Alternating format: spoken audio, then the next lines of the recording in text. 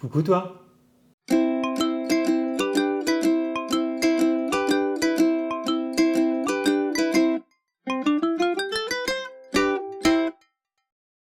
Bonjour et bienvenue dans cette nouvelle vidéo. Aujourd'hui, et ça fait longtemps qu'on ne l'a pas fait, on va parler d'écologie et du réchauffement climatique. J'avais déjà fait un premier épisode où je parlais justement du travail du média Bon Pote qui avait créé un outil qui vous permettait pendant les repas de famille de répondre aux fameuses questions et arguments nullissimes des climato-sceptiques et autres personnes qui ne comprennent rien au dérèglement climatique.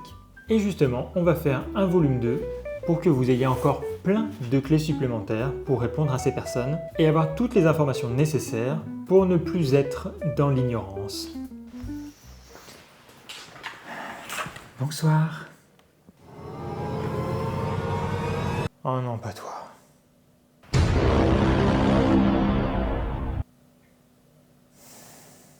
Comme je sais que tu m'aimes bien, je suis revenu dans cette vidéo. Non, je t'aime pas, non. En tout cas, les gens me préfèrent à toi. Je suis plus drôle et plus sexy. Bon, est-ce que je peux continuer ma vidéo? Ah oui, bien sûr, fais ta vidéo d'influenceuse bobo gauchias. Tu vas nous raconter quoi aujourd'hui? Que l'air est irrespirable et qu'il fait trop chaud? Eh bien, si tu veux, on peut parler de l'air, hein. Justement, la concentration de CO2, le CO2 c'est pour les plantes. À faible dose, le CO2 y joue un rôle essentiel. Sans lui, la Terre serait une planète largement gelée. Cependant, son augmentation rapide pose de sérieux problèmes pour les sociétés humaines. On entend souvent certains arguments climato-sceptiques du type « le CO2 augmente et alors on en rejette aussi en respirant ». D'accord, c'est vrai. Mais cette comparaison, elle est trompeuse. Le CO2 que nous expirons provient du cycle récent du carbone. Il était dans l'atmosphère il y a peu, il a été absorbé par les plantes, puis intégré à notre alimentation, directement via les végétaux, ou indirectement via les animaux. En revanche, le CO2 émis par nos activités, comme les transports, le chauffage, l'industrie, provient de combustibles fossiles comme le charbon, le pétrole ou le gaz. Ce carbone était stocké dans le sous-sol depuis des millions d'années, en dehors du cycle rapide du carbone. Respirer ne modifie donc pas durablement la concentration de CO2 dans l'atmosphère, c'est un cycle court et équilibré. A l'inverse, brûler des énergies fossiles réinjecte dans ce cycle rapide du carbone anciennement piégé, ce qui perturbe profondément l'équilibre climatique. Donc le problème principal réside dans la rapidité de cette augmentation.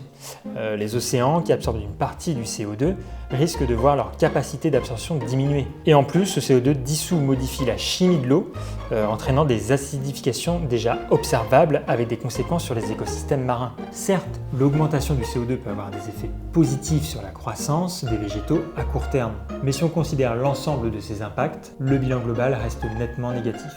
Oui, bon d'accord, le CO2 augmente, mais je veux dire, la France, c'est que 1% des émissions globales sur Terre. Cet argument, il revient souvent sur les réseaux sociaux et il est relayé par des personnes qui cherchent à déplacer le problème ailleurs. Lorsqu'il émane de comptes peu suivis, ça reste préoccupant. Mais lorsqu'il est porté par des éditorialistes très exposés ou pire, par un candidat à l'élection présidentielle, ça devient franchement irresponsable. L'idée selon laquelle nous ne représentons que 1% des émissions mondiales, regardez plutôt les autres, elle est bien connue. Elle fait partie des discours typiques de l'inaction climatique. Et elle repose sur un message implicite assez clair. C'est pas à nous d'agir. Pourtant, cet argument, il tient pas. Certes, la France représente moins de 1% des émissions mondiales, mais elle est loin d'être un cas isolé. Plus de 200 pays se trouvent dans cette situation. Donc pris individuellement, chacun semble négligeable. Mais collectivement, ces pays constituent l'une des principales sources d'émissions au niveau mondial. Si on ajoute ceux qui contribuent entre 1 et 2%, l'ensemble devient même la première source d'émissions. En plus, ce chiffre de 1%, il est trompeur. Il ne prend en compte que les émissions produites sur les territoires nationaux, sans considérer les émissions importées ni les émissions passées. Or, si l'on raisonne en empreinte carbone, c'est-à-dire en incluant les biens conservés mais produits à l'étranger, les émissions associées à la France sont environ 70 fois plus élevées. Il est donc impossible de comprendre le changement climatique sans prendre en compte sa dimension historique. C'est ce que rappelle entre autres le deuxième volet du rapport du GIEC. Oh non, pas ce rapport. J'ai l'impression que c'est ton seul argument. Eh ben oui, entre autres, car c'est le consensus scientifique le plus éloquent au monde. Et on ne peut pas comprendre le changement climatique sans intégrer sa dimension historique. Les gaz à effet de serre s'accumulent dans l'atmosphère sur le long terme. Et donc à ce titre, la France elle figure parmi les principaux contributeurs historiques, se situant autour de la 8e place mondiale depuis le XVIIIe siècle. Ces responsabilités, elles s'inscrivent dans des contextes économiques, politiques et sociaux hérités, notamment liées à l'histoire industrielle et coloniale.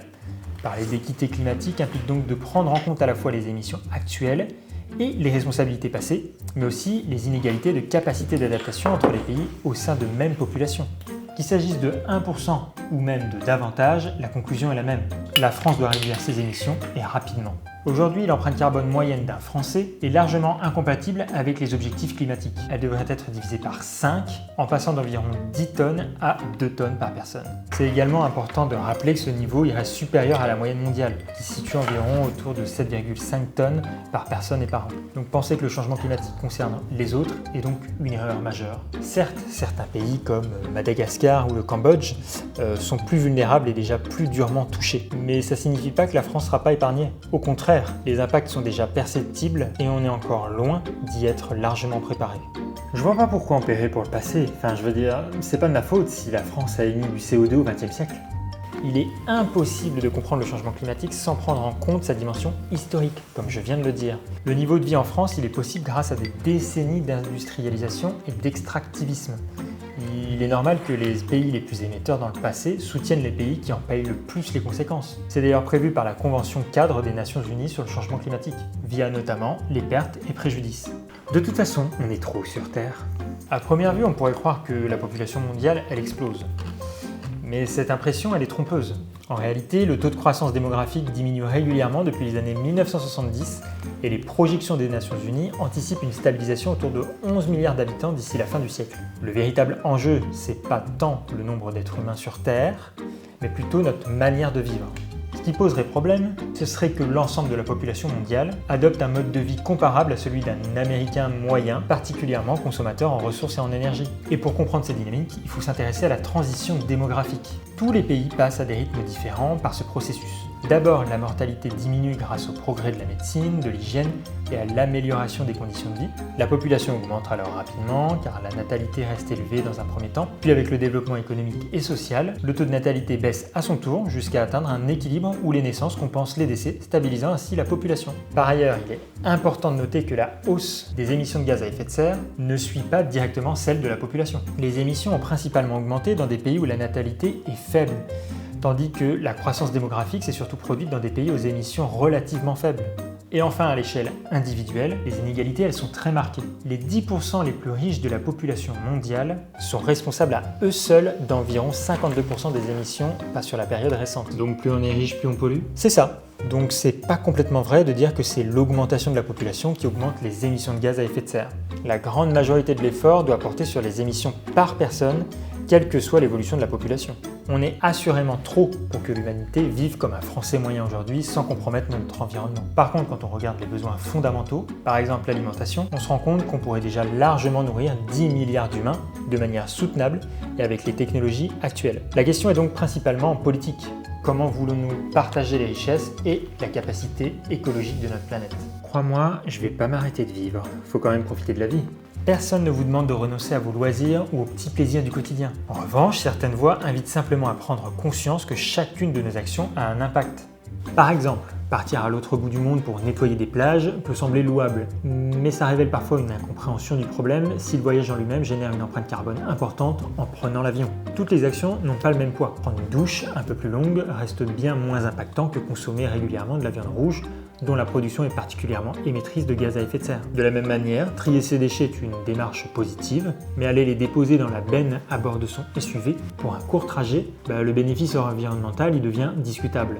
On oublie aussi souvent que certains choix moins visibles ont un impact réel.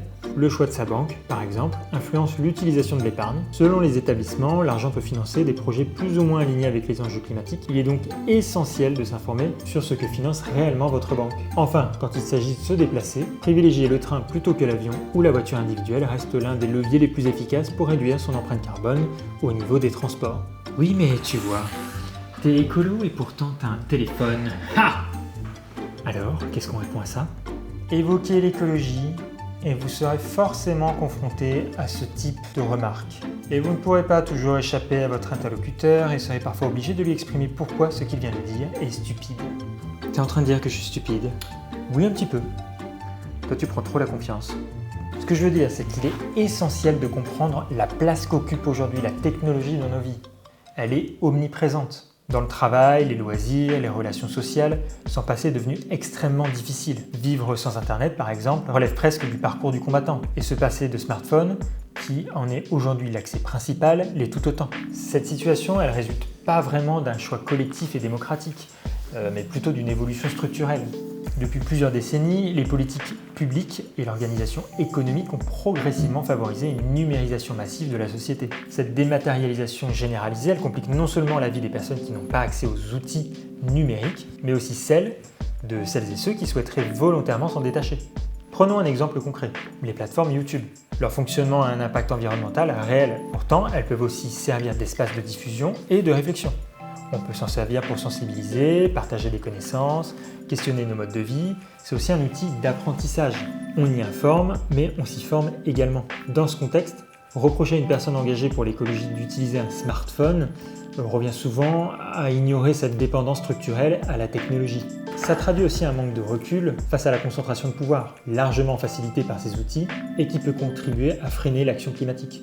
Et ce type de critique, il évite surtout de remettre en question le système dans son ensemble. Or, ce système, il ne disparaîtra pas du jour au lendemain.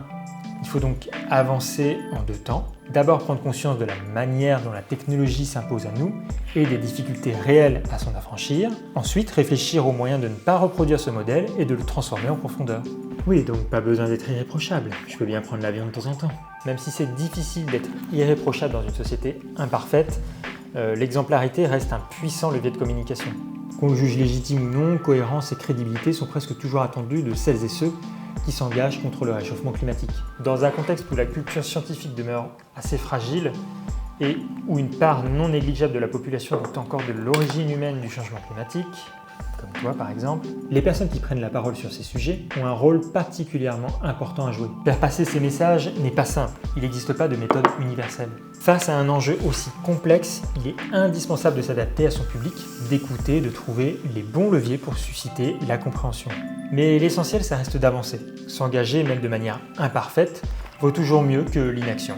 C'est donc important d'encourager celles et ceux qui cherchent à réduire leur impact, quelles que soient leurs contradictions ou leurs limites. Car je le souligne, on pointe tout le temps du doigt les écolos de ne pas être parfaits sur ces sujets, alors que ceux qui nous pointent du doigt sont généralement des personnes qui ne font aucun effort pour l'écologie. Donc si j'ai une chose à dire, c'est que je n'ai aucune leçon à recevoir d'une personne qui ne fait aucun effort pour lutter contre le dérèglement climatique. Compris ? Le dérèglement climatique. Et comme d'habitude, aucun argument. Parler en onomatopée te rendra pas plus intelligent. Oui, mais tu vois, j'ai pas d'enfant, donc je pollue moins. Je peux bien prendre l'avion autant que je veux finalement. Ah, ce serait bien si c'était aussi simple, mais malheureusement, c'est pas vraiment un bon calcul. L'idéal, c'est de connaître l'empreinte carbone de ton ou tes voyages en avion, et de savoir si ça permet de respecter l'accord de Paris. Un voyage long courrier explose par exemple le budget carbone annuel. Mais pour calculer l'empreinte carbone de ton voyage, je connais un site internet qui te permet de le faire. M'emmerde pas avec ton site à la con là, tu peux me faire un steak, j'ai faim. Si, mais si, vas-y, fais-le, je t'en supplie.